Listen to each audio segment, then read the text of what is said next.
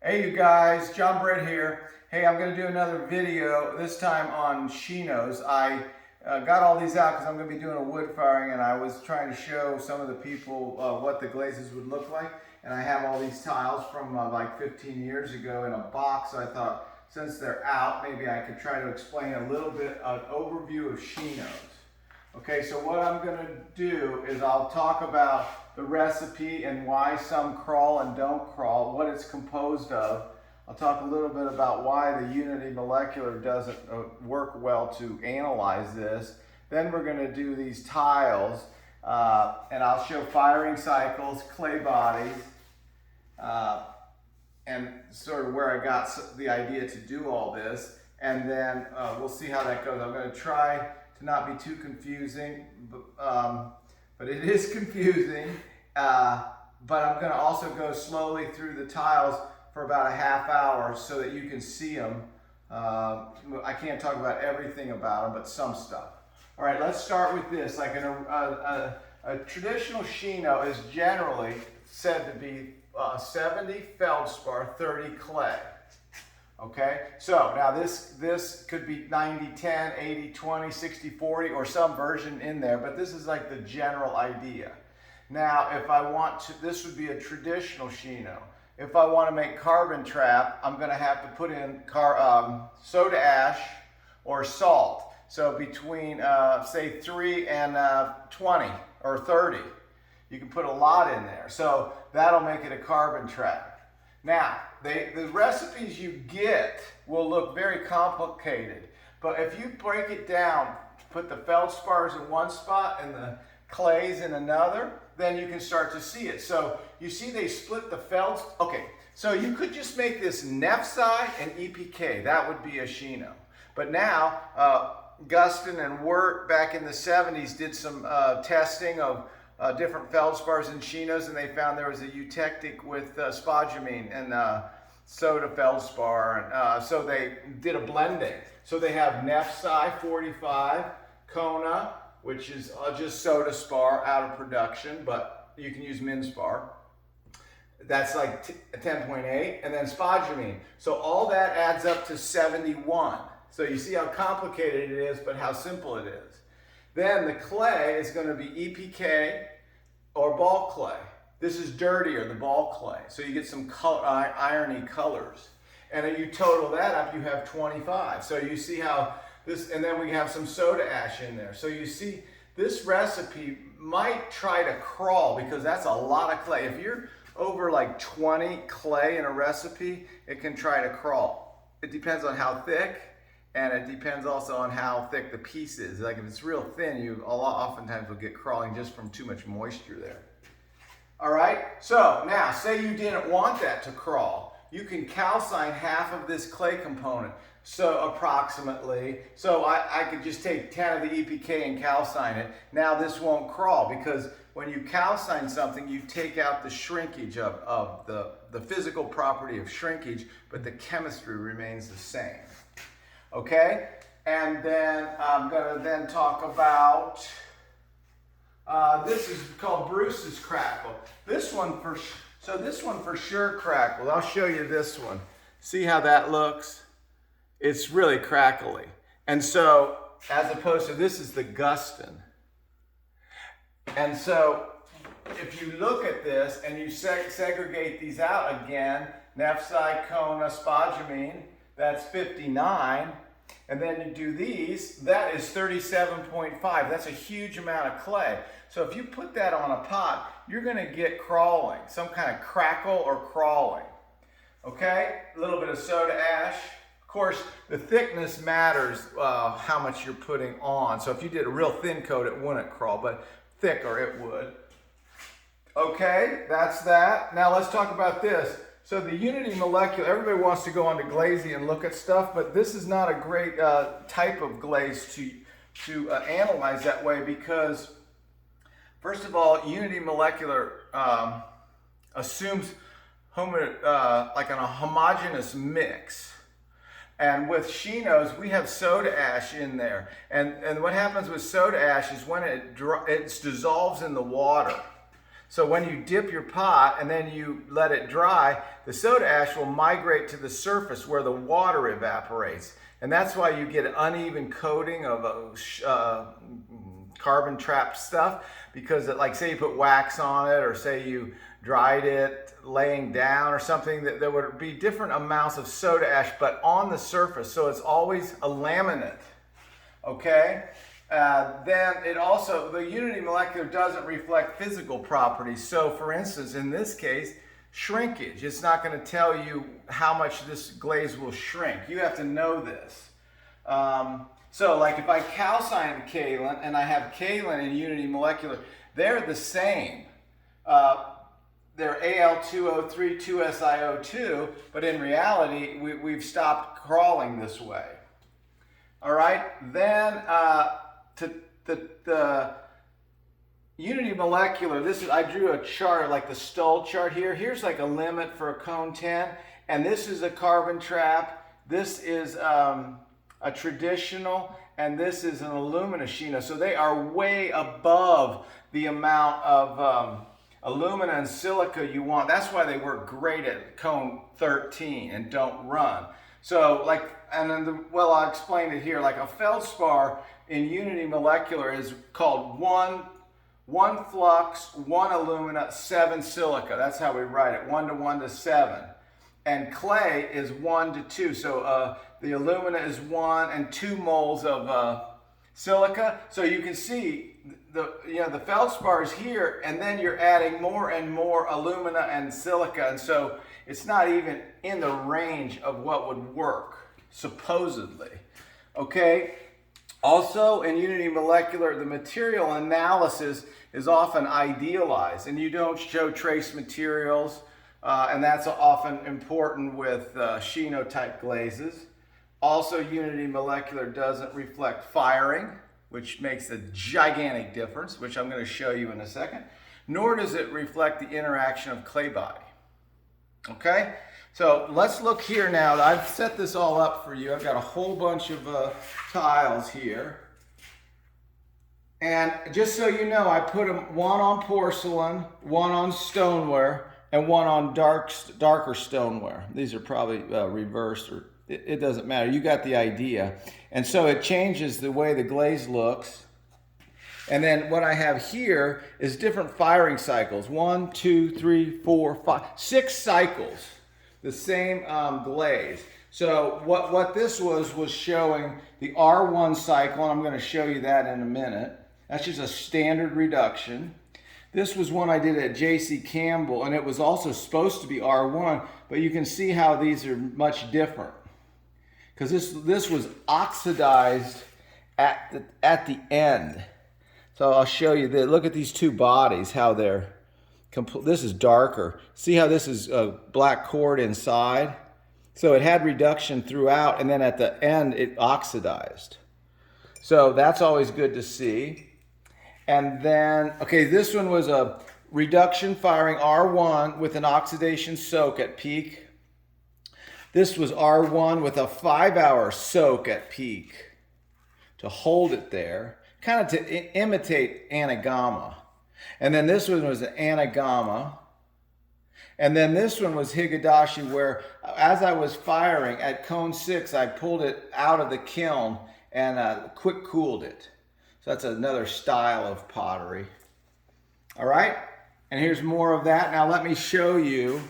I'll tell you, first of all, since we're on that, I'm going to show you the firing cycles. So in my book, here's my book, the High Fire book. Here is the R1 cycle, and I put the amount of reduction and the profile.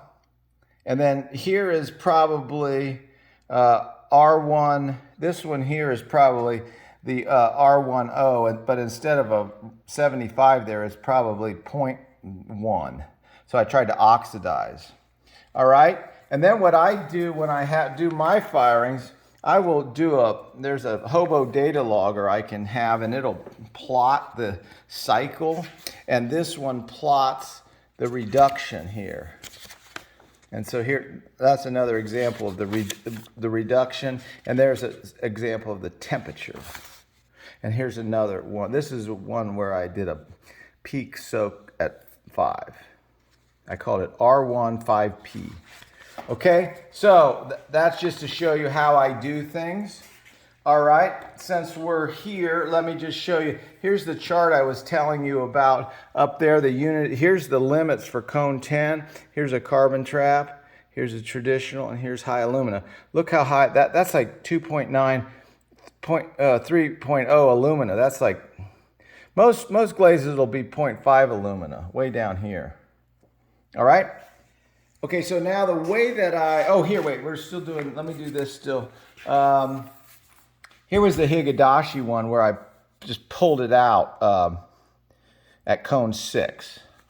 All right, so now, just in case you're interested, what I did here, these are all the Shino recipes that are in this, all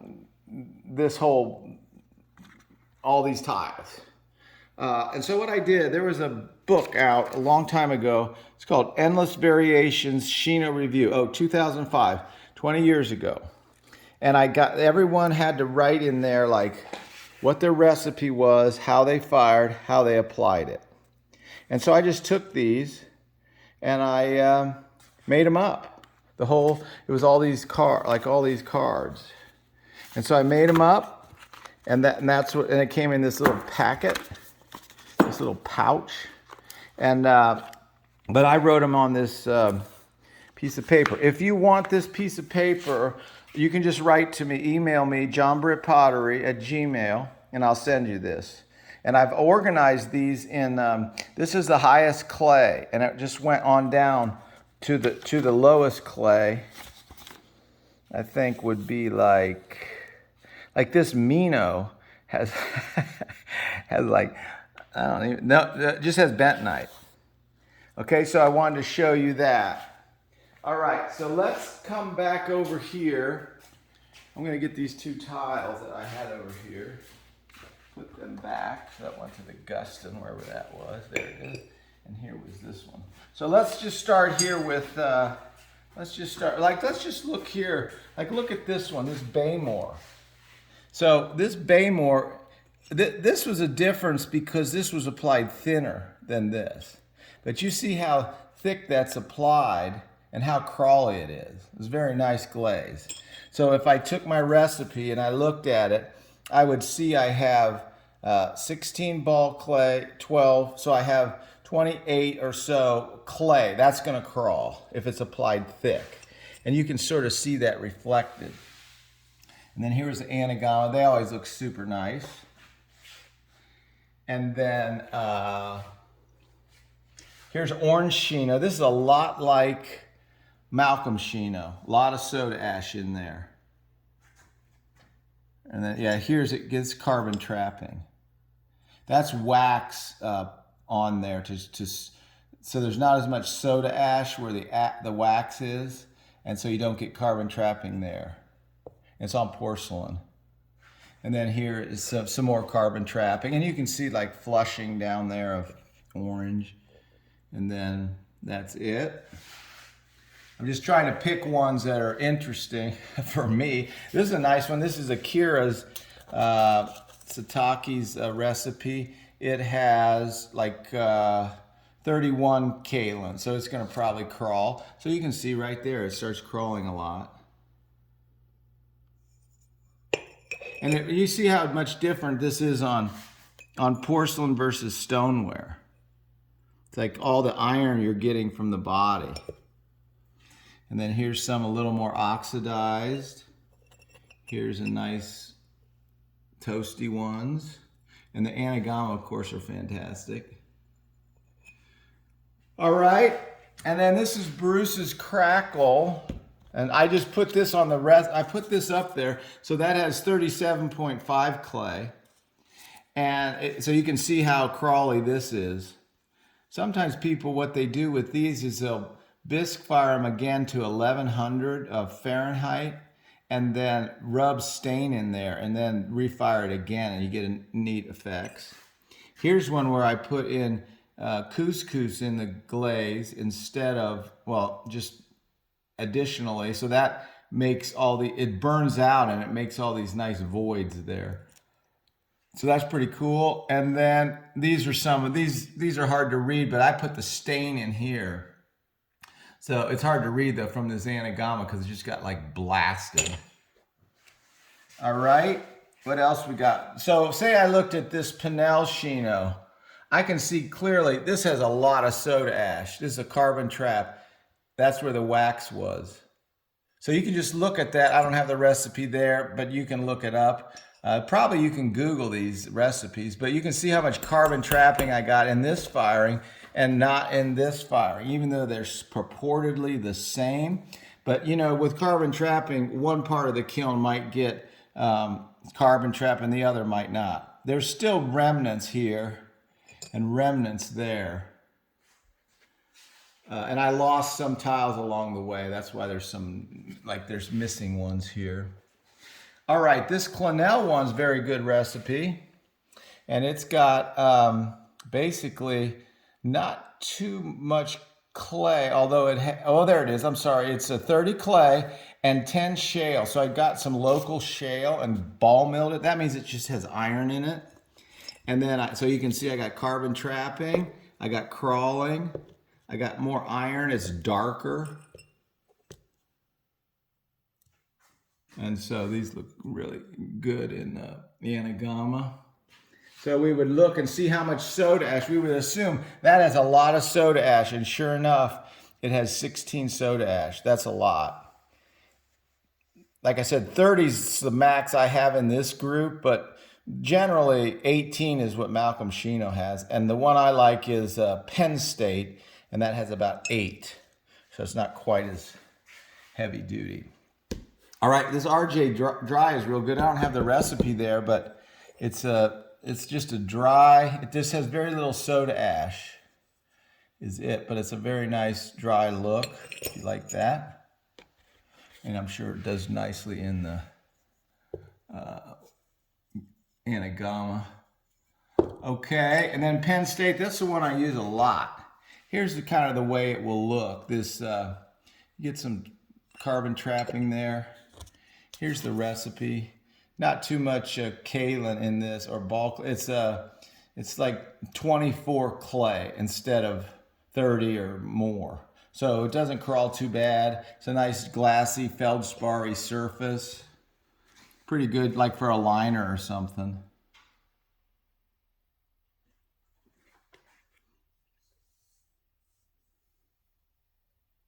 I don't know that I can do all of these, but let's do, this PD crack is very dry, so I'm sure you can look it up and find the recipe. You can see it kind of cracks a little.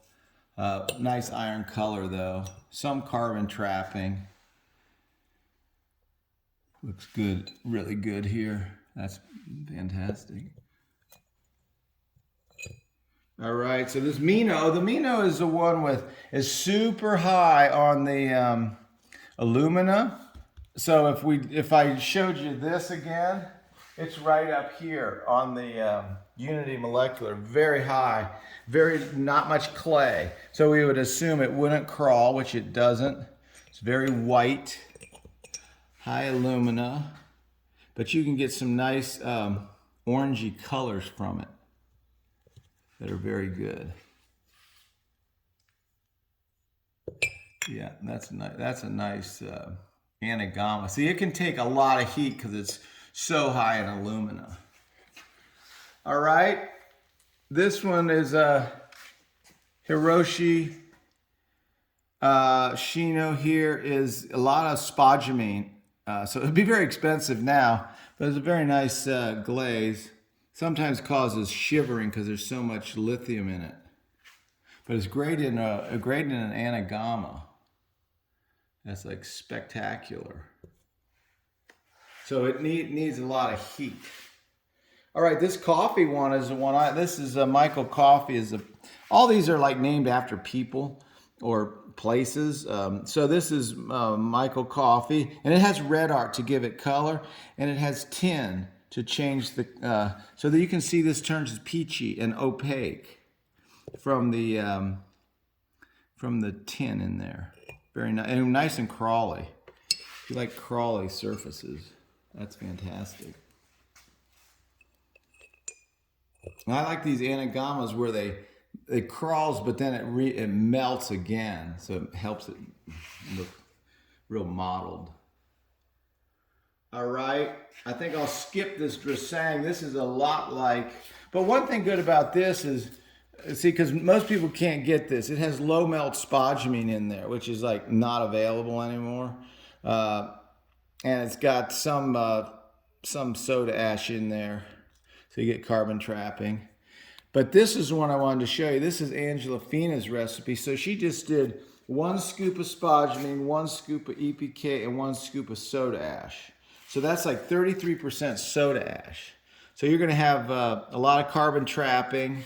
You can see how this kind of turns kind of golden-y with the iron. Now you don't have to put it on real thick either. So that's a real, look how much carbon trapping here. When we pulled it out, it was a lot of carbon trapping. All right, let's see if we can do our next group here. Let's see, the Shaner, it's gonna be hard to get around there. Let me just grab it. Well, it'll be hard to do these first ones, but this is the one with the most clay. It has like 40 clay in it or something. And then pyrotrol acts like a clay. So you can see, like, here's an example of when it cracked, I bisque fired it, and then I put the stain in it and wiped it off. And that's a cool look. But that's gonna be very dry, but it's amazing also to see the way in this Anagama, you thought it was dry, and then you see it in the Anagama, and it's just it's very nice. So all that heat, it can take a lot of heat. All right, let's see, I don't know that I need to talk about everything here. This Mira Matheson is very nice. Judith Duff is very dry. You know, because she was doing these, this Shino kiln where it fired for 100 hours. So that's like very stiff. So you would look at the Anagama, and then you would see that probably really nice and peachy, unmelted even. All right, there's a John Glick one, Peg Malloy. That's a nice glaze. This is the original like wort Chino. It's kind of in this range of just classic Chino with some carbon. Here's some carbon trapping on it. And then that Haggy one is something else. That's really just feldspar. I guess this is a good example of, that's an old feldspar you can't get anymore, but it's 85 and 15. Because remember when I said what a Chinos are? It was going to be 70-30 like this, but it could be any of these. That's 85-15. So technically it's a Chino, but actually you're crossing over to a new category. It's like a white Haggy type glaze. All right, this Ben's Rooster, it gets this color from Lizella. So the clay is not just ball clay and EPK, it's a Lizella to give you some darker colors. This looks pretty good in this Anagama here. It's kind of verging on becoming like a Temaku almost. All right. I don't know if we talk about Guston. This is a classic, like a Guston Chino. And if you don't want it, sometimes it'll crawl because it has a lot of clay in it, but you can calcine part of it. So I calcined some and called it non-crawl. This one is nice. It's Bruce's Crackle. Super high in clay. Like that's classic right there. I'm sure it does really nicely in the Anagama. Loves all that heat. Okay. Gold Chino. I don't have the recipe out there. Boyden turns kind of gold. It's got iron in it. It's got like 1.75 iron to help it, and with the soda ash helps it turn golden. You can see here that this is actually really nice. This is probably slow cooled. So it got satiny. Very nice. I have a whole PDF called Gold Shino, and I explore a bunch of that, just focusing on getting that. Works pretty good. That's very nice. Anagama. Okay, then Kurt Mangus one here. I don't really have the recipe out there. And I guess the last one is Malcolm Shino. And so he's got, if you take this soda ash out, this is like 60-40. There's just a lot of soda ash. And then a little bit of iron to make it a little darker, give you some orangey stuff.